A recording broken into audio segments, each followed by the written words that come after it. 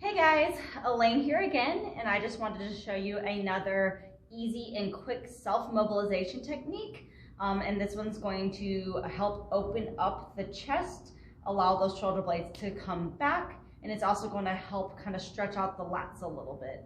So our go-to posture is that upper cross posture. We catch ourselves with our shoulders kind of rounded forward, our scapula kind of in this weird rounded position that allows impingement to happen at the head of the humerus, or the ball and socket joint, and allows our head to come forward.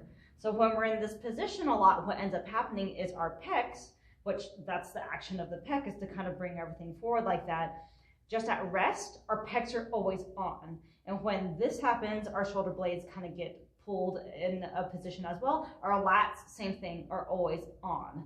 So the goal is to actually get those muscles to shut off a little bit and get in proper position, and then allow the shoulder blades to come upwards, allow the ball to sit in the socket a little bit more, so that way we're not catching ourselves in these positions when we pull off the ground, because we don't want that happening, right? We want the chest to be nice and open, shoulders back, everything in position, ready to go. Anytime that our arms go overhead, we don't want like that stuff to happen, because that's where we get into trouble. Volleyball players, tennis players, golfers, anyone that does anything that involves the arms either in this down position or up and overhead.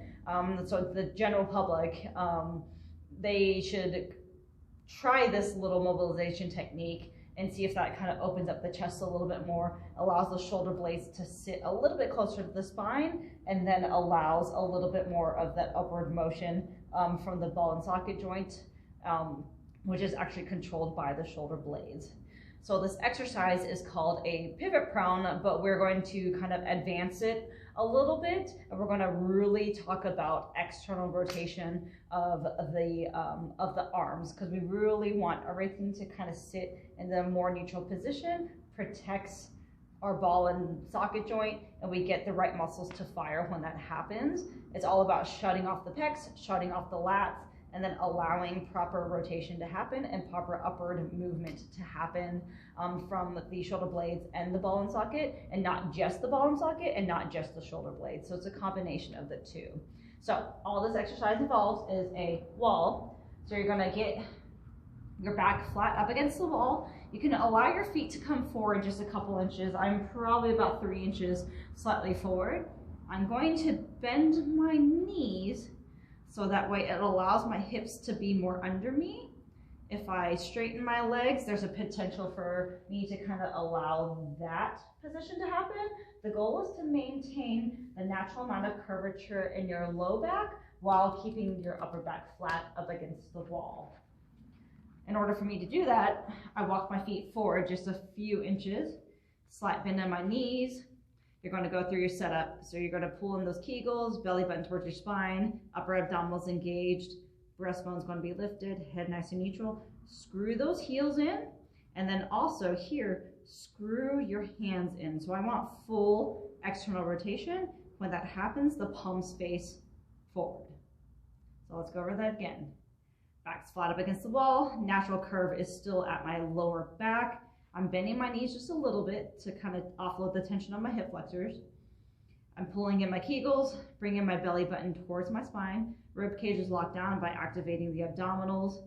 My breastbone is lifted, which allows my shoulders to come back a little bit.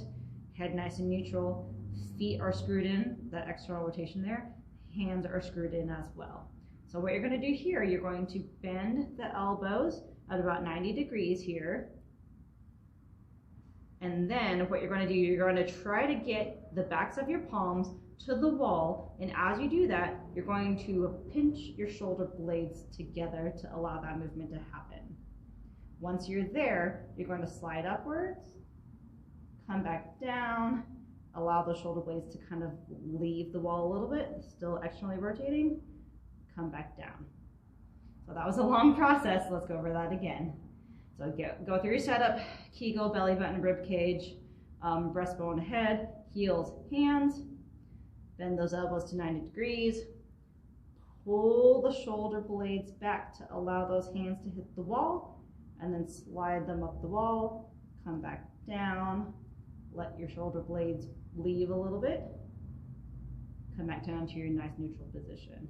So notice when I'm here, I'm still pulling my shoulder blades back. I'm not allowing everything to roll forward. So it's all about, as much as we can, getting that chest nice and open, lifting that breastbone, shoulder blades back. Now, if this is too advanced for you, you don't have to go into a full external rotation here. You could just go neutral. So neutral would be the palms facing each other. So set up, Kegel, belly button, rib cage, breastbone, head, heels, hands. 90 degrees here. Pull the shoulder blades together. And then you're just going to go as high as you feel like you can without anything leaving the wall.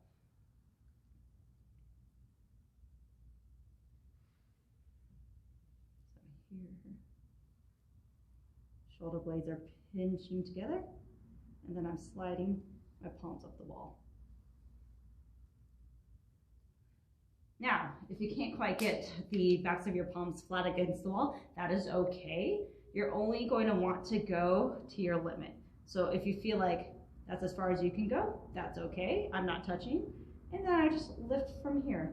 That is a-okay. The goal is to eventually get that shoulder blade pinned back to allow that external rotation to happen and then slide up. But if you don't quite have that right now, that is a-okay. Just keep working at it. So it's okay that the hands are not flat up against the wall. The goal here is to make sure that that movement, when you initiate it, happens through the shoulder blades and not just shoving that ball back. You want the movement to, or you want your shoulder blades to kind of lie flat up against that wall. So this is the neutral position. The advanced version would be a full external rotation before you go into that scapular traction. So I would shoot for 10 to 15 reps. You can sprinkle those in throughout your day, or if you're going to be doing some overhead activities, do all 10 or 15 before you do your overhead activities. Let me know how that goes. Stay tuned for more tips and tricks, and I will see you guys in the next video. Okay, bye.